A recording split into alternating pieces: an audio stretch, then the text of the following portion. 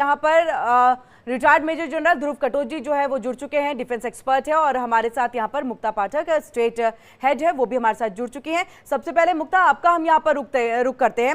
फिलहाल मध्य प्रदेश में और मध्य प्रदेश की सरकार की तरफ से क्या रुख एक अपनाया जा रहा है? आज देखिए बीजेपी की तरफ से एक तिरंगा यात्रा भी निकाली जाएगी, उसको लेकर के भी जानकारी है। बाकी लोग किस तरह से देख रहे हैं? जी बिल्कुल, देखिए कल जिस तरह से प्रधानमंत्री नरेंद्र मोदी का संबोधन हुआ ऑपरेशन सिंदूर का, और उन्होंने बहुत क्लियर ये बातें कही है कि देखिए टेरर और जो टॉक्स हैं वो साथ नहीं हो सकते। तो बहुत एक साफ संदेश है। और अगर हम मध्य प्रदेश की बात करें तो मुख्यमंत्री डॉक्टर मोहन यादव ने भी कल प्रधानमंत्री नरेंद्र मोदी के संबोधन के बाद उन्होंने भी जो है उन्होंने भी कहा था कि देखिए कितना साफ जो है ये संदेश है कि पाकिस्तान को बहुत क्लियरली ये बात भारत बता रहा है कि देखिए अगर आप टेररिज्म का रुख जो है वो रास्ता अपनाएंगे तो फिर बातचीत की कहीं कोई जो है वो गुंजाइश नहीं बचती है। और कल हमने जिस तरह से देखा है कि कल जो है प्रधानमंत्री के संबोधन के बाद लगातार जो है कोई भी जिस तरह से जो सीज फायर की बात हुई थी कि दोनों तरफ से कोई भी अब जो है फायरिंग नहीं करेगा, तो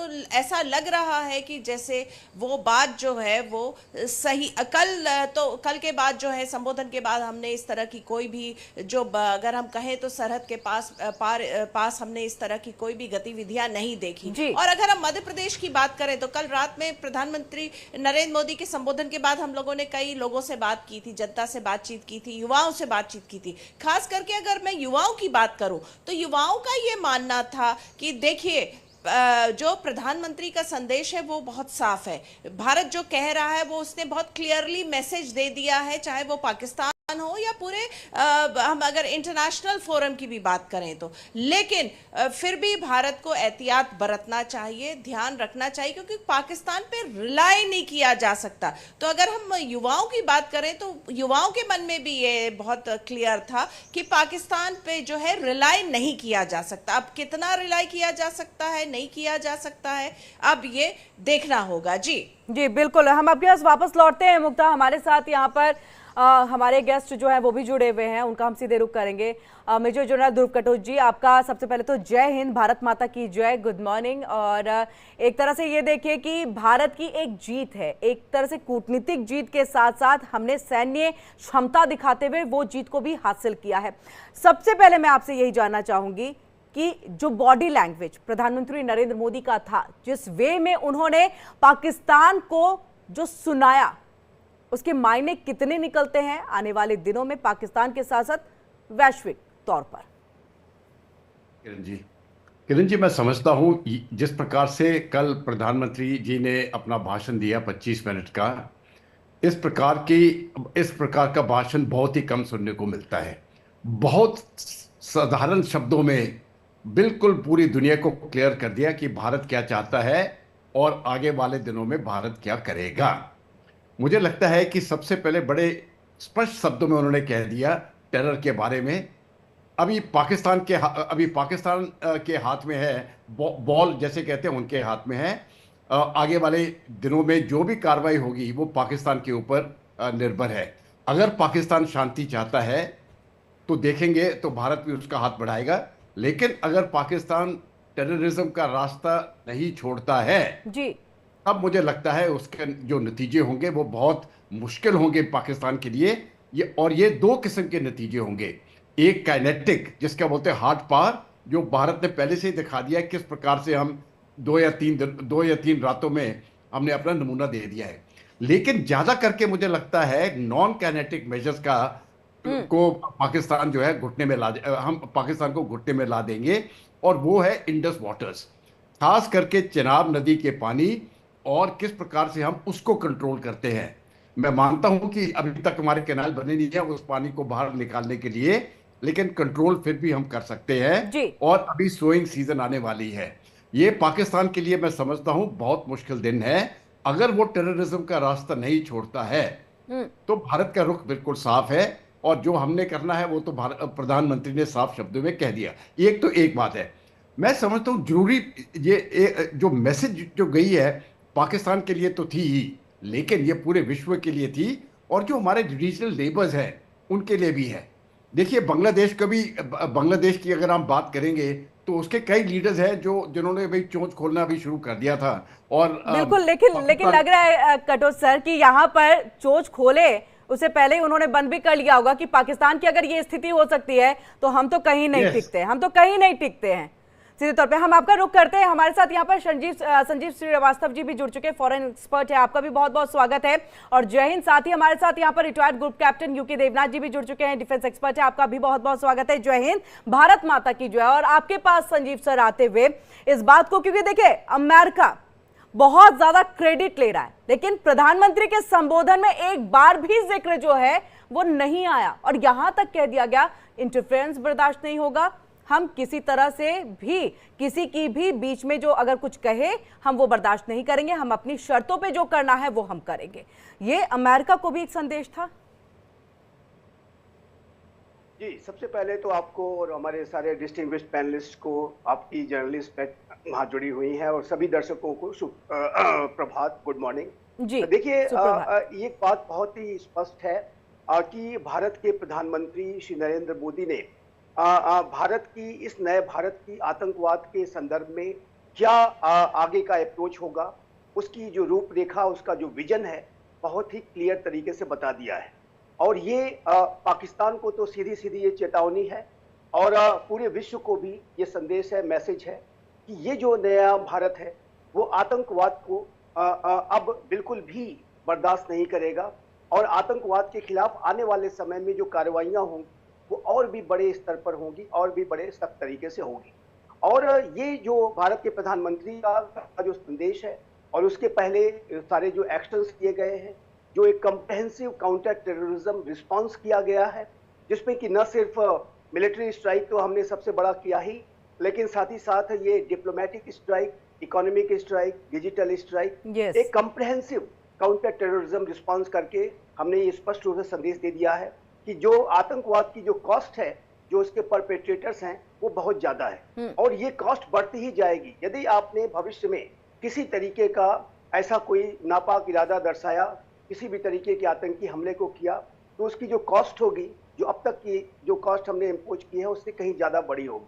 और ये पाकिस्तान के ऊपर हमने डिटरेंस इम्पोज किया है, उसके अंदर एक भय को बिठाया है।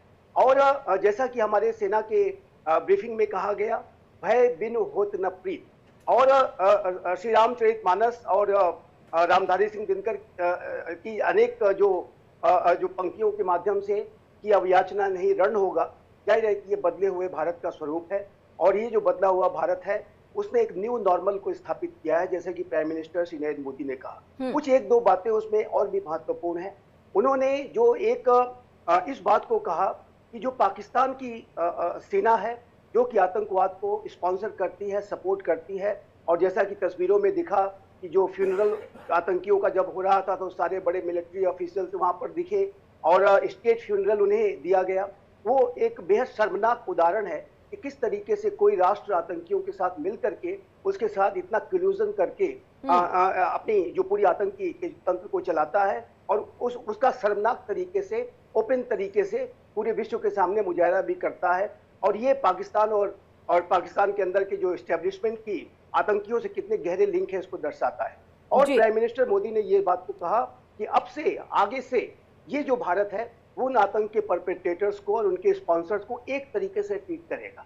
यानी कि भविष्य में यदि कोई बड़ा आतंकी साजिश भारत के खिलाफ रची जाएगी तो हमारा रिस्पांस जो होगा वो वहाँ के एस्टेब्लिशमेंट के सीधे सीधे अगेंस्ट में होगा, और उसके ऊपर हम बड़ी कार्रवाई करेंगे। ये बात स्पष्ट है, स्पष्ट तौर पर। बिल्कुल संजीव सर, स्पष्ट तौर पर कई बातें यहां पर कर दी गई है, लेकिन देखना है कि पाकिस्तान कितना समझता है। यूके देवनाथ सर, आपका रुख करते हुए, आपने तो ये बताया भी था उस वक्त में कि कितने जो है अटैक्स हो सकते हैं, पीओके पे कितने हो सकते हैं, पाकिस्तान के अंदर में जो आतंकी ठिकाने वहां कितने हो सकते हैं, ये तमाम चीजें आपने क्लियर भी की थी जब पहले आपसे बातचीत हो रही थी।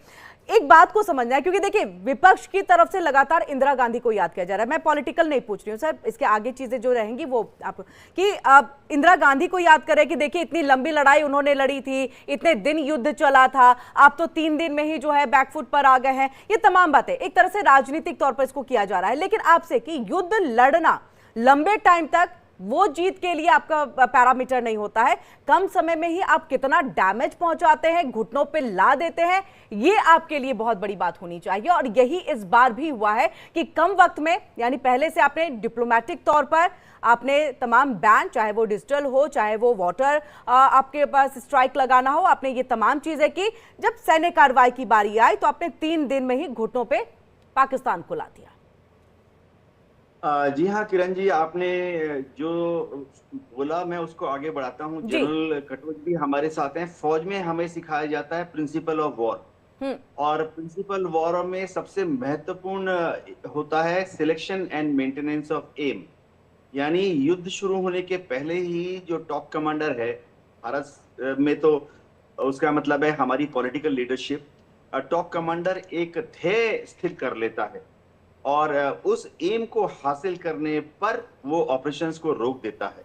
ये एक अच्छे पॉलिटिकल और मिलिट्री लीडर की पहचान है। तो हमारा ध्येय क्या था? जब हमने ऑपरेशन सिंदूर को चालू किया था, हमारा ध्येय था पहलगांव में जो आतंकी हमला हुआ उसमें बदला लेना और पाकिस्तान को एक छोटा सा पाठ पढ़ाना। इस ध्येय के साथ जब ऑपरेशन सिंदूर लॉन्च किया गया तो 1, 2, 3 दिन के अंदर हमने इसको हासिल कर दिया। हमने पाकिस्तान से बदला भी ले लिया, जो कि देशवासी चाहते थे। पहलगांव में 26 हमारे वीर नागरिक शहीद हुए। दूसरी बात है पाकिस्तान को सबक सिखाना, यानी पाकिस्तान को हमने 3 दिन में ही, 3 रातों में ही समझा दिया कि अब अगर वो बात नहीं मानेगा, नरम नहीं पड़ेगा, थोड़ा रिकंसिलिएशन की तरफ नहीं बढ़ेगा, तो फिर हम चौथा पांचवा जो नाइट करेंगे वो और भी भयंकर होगा। देखिए, मेरे ख्याल से जो हमारी सरकार है, इसने जो भी पॉलिटिकल एम सिलेक्ट किए थे वो अचीव हो गए थे। तो युद्ध को आगे बढ़ाने की कोई जरूरत ही नहीं थी। अब हमने पाकिस्तान को एक चीज क्लियर कर दी है कि उनका जो एक न्यूक्लियर ब्लफ था, हर जगह पर कुछ बात होते ही वो कहते थे कि उनके पास पौने पाँव के बॉम्ब्स हैं। और तो और पाकिस्तान की स्थिति बड़ी अद्भुत थी। वहां तो कोई भी, कभी सूचना एवं प्रसारण मंत्री, कभी रेल मंत्री, कभी खाद्य मंत्री, जिसका कोई लेना देना नहीं है युद्ध से, वो भी हर जगह पे एटम बम करते थे। तो हमने वंस फॉर ऑल उनको समझा दिया कि न्यूक्लियर ब्लैकमेल काम नहीं करेगा, हम कन्वेंशनल हथियारों से युद्ध लड़ेंगे, पाकिस्तान को सबक सिखाएंगे भविष्य में भी। तो होता यह है कि किसी भी युद्ध में जब एम अचीव हो जाता है तो युद्ध को बंद कर दिया जाता है। जी बिल्कुल। मेजर जनरल ध्रुव कटोच जी आपके पास, क्योंकि देखिए एम की बात हो रही है, मतलब लोगों ने भी उम्मीद लगा रखी थी, क्योंकि एक्सपेक्टेशन एक होती है पीओके को लेकर के, हमारी एक तरह से कहे कि भावनाएं, हमारा इमोशन जो है वो जुड़ा हुआ है पीओके के साथ, कि वो कश्मीर का हिस्सा जो है वो भी आना चाहिए बाहर। तो लग रहा था कि वो एक तरह से एम है। जैसे ये मिलिट्री एक्शन भारत की तरफ से शुरू किया गया, लग रहा था वही एम है, वो होना चाहिए था। लेकिन संभवतः जब कल प्रधानमंत्री आते हैं, उनकी तरफ से जो संबोधित किया जाता है, कहा जाता है, वो आतंकवाद केस पे कहते हैं, यानी कि मेन जो मुद्दा रहा, मेन जो एम रहा, वो आतंकवाद रहा। ऐसे में आपसे हम ये समझना चाहेंगे कि क्या पीओके को लेकर के अब बहुत ज्यादा बातें होनी चाहिए, क्योंकि प्रधानमंत्री के संबोधन में पीओके को लेकर के भी जिक्र था कि कश्मीर नहीं, अब सिर्फ पीओके पे और पानी पे अगर बात होगी तो हमारी शर्तों पे हम दोबारा से उसको रिवाइज करेंगे, जो पहले समझौता हुआ था उसको रिवाइज करने की जरूरत है। तो अब ये डीजीएमओ की जो बातचीत रही और उसके आगे अगर कोई बातचीत होती है, क्योंकि मना तो वो भी किया गया, लेकिन बाय चांस अगर होती है तो क्या लग रहा है कि इसी चीजों पे होगी, पीओके और पानी? देखिए, जहां तक डीजीएमओ की बात होती है वो हर हफ्ते होती है, लड़ाई हो या ना हो, वो नॉर्मल, ये इनका नॉर्मल रूटीन प्रोसीजर है। जब हम टॉक्स की बात करते हैं, इसका मतलब है पॉलिटिकल टॉक्स और इकोनॉमिक टॉक्स वगैरह, वो पूरी तरह से रद्द है और वो आगे नहीं बढ़ेगी जब तक पाकिस्तान अपना टेररिज्म का रास्ता नहीं छोड़ता है। जी। अभी ग्रुप कैप्टन देवनाथ ने जो बताया, मैं सिर्फ 1-2 शब्द इसमें कहना चाहता हूँ। ये जो एम था इस समय पर, जो हमने इरादा किया था, वो था कि टेररिज्म को रोक करना, और वो एम जो हम मैसेज देना चाहते थे, वो स्ट्रेटेजिक मैसेजिंग पहले ही दिन में 7 तारीख के सुबह तक ये वो मैसेजिंग हो गई थी, और उसके बाद अगले 2 दिन क्योंकि पाकिस्तान सुधरा नहीं, उनको जवाब मिल गया और फिर घुटने पे आके वो अमेरिका के पास रोने लगा। ये बात अलग है। तो जो मुद्दा था हमारा वो हमने पूरा कर दिया, आगे वाले देखेंगे क्या होगा। अभी रही गिलगित बाल्टिस्तान की बात। जी देखिए, मैं गिलगित बाल्टिस्तान को बांग्लादेश के साथ मिलाना चाहता हूं। जब 1971 में हम बांग्लादेश में गए, उस समय पर जो एम था वो नहीं था कि पूरे बांग्लादेश को आज़ाद करना। उस टाइम पर एम था कि हम थोड़ा सा इलाका ले लेंगे, उसको आज़ाद कर देंगे और वहां पर फिर वो जो रेजिस्टेंस मूवमेंट है वो आगे करता रहेगा। लेकिन लड़ाई के दौरान में वहां पर हमारे एक जनरल साहब थे, जनरल सगत सिंह, उन्होंने इतनी तेजी और स्पीड के साथ अपने ऑपरेशन करवाए कि ढाका तक हम पहुंच गए और पाकिस्तान घुटने पे आ गया। वो फिर एम बदली हो गया हमारा, पार्शल कुछ टेरिटरी लेने से फिर पूरा पूरा टेरिटरी हमने ले लिया और बांग्लादेश को आज़ाद कर दिया। अभी इसको अगर मैं गिलगित बाल्टिस्तान से लूं, इस समय पर हमारा कोई इरादा नहीं है गिलगित बाल्टिस्तान को लेना। लेकिन अगर वहां गिलगित बाल्टिस्तान की तरफ से वो जो लोग हैं और मीरपुर मुजफ्फराबाद जो पीओजे के पूरा जो मिलाते हैं, अगर वो लोग उठ खड़े पाकिस्तान की हुकूमत के विरुद्ध और वो उनकी तरफ से ये डिमांड आ गई हम भारत के साथ मिलना चाहते हैं, मैं आपको यकीन दिलाता हूं भारतीय सेना उधर जाएगी, पॉलिटिकल विल प्रधानमंत्री दिखाएंगे और गिलगित बाल्टिस्तान और मीरपुर मुजफ्फराबाद हम वापस ले लेंगे। बिल्कुल ध्रुव सर, मैं इस चीज को, क्योंकि ये जो आप कह रहे हैं कि वहां की जनता उठेगी और वो अगर कहें कि हमें भारत के साथ जाना है, तो मुझे लग रहा है कि ये ज्यादा अच्छा रहेगा कि उनकी मर्जी से हम उनको अपने में मिला रहे हैं, ना कि हम किसी तरह का युद्ध करके उनको जबरदस्ती जो है मिला रहे हैं। ऐसे में फिर वही होगा जो कश्मीर में हम देखते थे कि कहीं ना कहीं लोगों का माइंड वॉश करके कि आपको सेना पे हमला करना है, वहां पहुंचे हुए लोगों पे हमला करना है, तो एक तरह से हम लगातार कि पत्थर फेंके जा रहे हैं, तो वैसी स्थिति भी आ सकती है। ऐसे में उनका खुद उठना, भारत के साथ मिलने की बात कहना और फिर हमारा वहां पर एक्शन लेना, ये ज्यादा सही और मुझे लग रहा है स्ट्रैटेजिक तौर पर यही रहने वाली चीजें हैं अब आगे।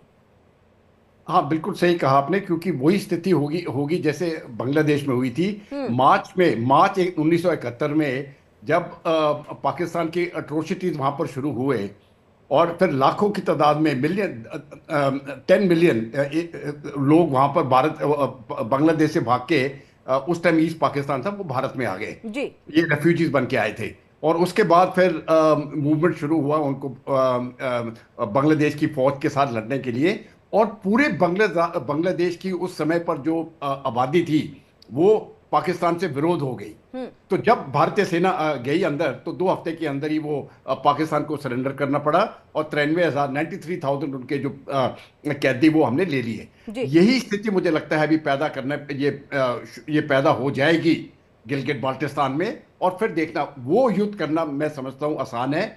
इस प्रकार से उनकी पॉपुलेशन के बगैर जाना, मर्जी के बगैर जाना, मैं समझता हूं ये बहुत लंबा ऑपरेशन होगा और इसमें भारत को फायदा नहीं होगा। जी बिल्कुल, हम आपके पास मुक्ता आएंगे, लेकिन उससे पहले संजीव सर आपसे इस बात को समझना चाहेंगे, क्योंकि देखिए एक हमारा समझौता जो है शिमला समझौता, वो बहुत मायने रखता था। ऐसे में क्या है कि द्विपक्षीय वार्ता होगी अगर कोई भी स्थिति आती है, कोई भी इस तरह का सिचुएशन आता है, लेकिन ऐसे में अमेरिका का इंटरफेरेंस होना, अमेरिका की तरफ से बार बार इस बात को लेकर, क्योंकि कल देर रात भी हमने देखा है कि अमेरिका की तरफ से, यानी कि डोनाल्ड ट्रंप की तरफ से एक प्रेस कॉन्फ्रेंस की गई थी और उन्होंने सीधे तौर पर यह कह दिया, देखिए हम ट्रेड रोक देंगे अगर आप वॉर यहां पर नहीं रोकते हैं। तो ये क्या संदेश जाता है, क्योंकि देखिए समझौता है एक, और इस समझौते के बीच में इस तरह से ट्रंप का कूद जाना। देखिए ये जो अमेरिका के राष्ट्रपति डोनाल्ड ट्रंप के, चाहे वो ट्वीट हो, चाहे वो उनके लेटेस्ट जो उनका बयान हो, ये उनका अपना बयान है और ये अमेरिका के राष्ट्रपति की अपनी सोच है। लेकिन जहां तक भारत का जो स्टैंड है, भारत का जहां तक इस पूरे विषय पर एक जो बहुत ही कंसिस्टेंट हमारा जो पोजीशन है, वो ये है कि भारत और पाकिस्तान के बीच के कोई भी जो आउटस्टैंडिंग इश्यूज हैं वो द्विपक्षीय तरीके से ही रिजॉल्व किए जा सकते हैं। उसमें तीसरे पक्ष की मध्यस्थता भारत को कभी भी स्वीकार नहीं होगी, और ये बात हमने शिमला समझौते में और लाहौर डिक्लेरेशन में स्पष्ट रूप से उसमें उल्लेखित है, और ये पाकिस्तान भी जानता है, पाकिस्तान को भी इसको अवॉइड करना तो संजीव सर ये माने, क्योंकि देखिए कश्मीर का जिक्र भी कर दिया था डोनाल्ड ट्रंप ने, तो ये हम सीधे तौर पे मान ले कि देखिए कहीं ना कहीं एक वर्ल्ड में अपना एक ऑरा बढ़ाने के लिए ट्रंप की तरफ से ये किया गया, क्योंकि इजराइल गाजा मान नहीं रहा, रूस और यूक्रेन मान नहीं रही है उनकी बात, तो अब बचा उनके लिए भारत और पाकिस्तान। देखिए राष्ट्रपति डोनाल्ड ट्रंप की जो अपनी एक वर्किंग स्टाइल है, लेकिन उनके द्वारा जो बातें कही जाती हैं और अमेरिका की जो पॉलिसी अप्रोच है और उसका जो इंटेंट है, उसके बीच में कई बार फासला आ जाता है। देखिए, राष्ट्रपति डोनाल्ड ट्रंप के बारे में एक बात मैं अवश्य कहना चाहता हूँ कि वो जीवन भर बिजनेस वर्ल्ड में रहे और वो जो डिप्लोमेसी के स्ट्रेटजी के जो नुआंसेस हैं, कई बार उस तरीके से बहुत ही केयरफुल तरीके से वो बातें नहीं करते। कई बार वो कैजुअल तरीके से भी कई बातें कह जाते हैं, फिर बाद में अमेरिका के जो स्टेट डिपार्टमेंट को या व्हाइट हाउस को उसके बारे में अपना स्पष्टीकरण देना पड़ता है या बातचीत के माध्यम से फिर उसमें क्लेरिफिकेशन आता है। जैसे कि मैं आपको एक एग्जांपल बताता हूँ जी, पिछले कार्यकाल के दौरान बिल्कुल सर, माफ कीजिएगा, हम इस डिबेट को और आगे, मतलब इस चर्चा को और आगे नहीं बढ़ा पाएंगे। मुक्ता जी, मुक्ता आपके पास आते हुए बहुत जल्दी से इसका जवाब कि आज तिरंगा यात्रा तकरीबन कितने बजे निकलेगी, तैयारी क्या? बिल्कुल, देखिए लगातार जो है ये आपने जैसा कहा कि जो जिस तरह के सेंटिमेंट्स इस वक्त हम देख रहे हैं पूरे देश में हैं, उसको लेकर जो है तिरंगा यात्रा की अगर हम बात करें तो वही सेंटिमेंट्स हैं और उसी को आगे बढ़ाना है। और जिस तरह से ऑपरेशन सिंदूर है उसकी सफलता है, उसको जो है लोगों तक पहुंचाने का है, पूरा यही उद्देश्य है। जी जी, बहुत बहुत शुक्रिया मुक्ता हमारे साथ यहाँ पर जुड़ने के लिए। और वहीं हमारे साथ आप तीनों मेहमानों का, कटोच सर हमारे साथ जुड़े, संजीव सर हमारे साथ जुड़े, और वहीं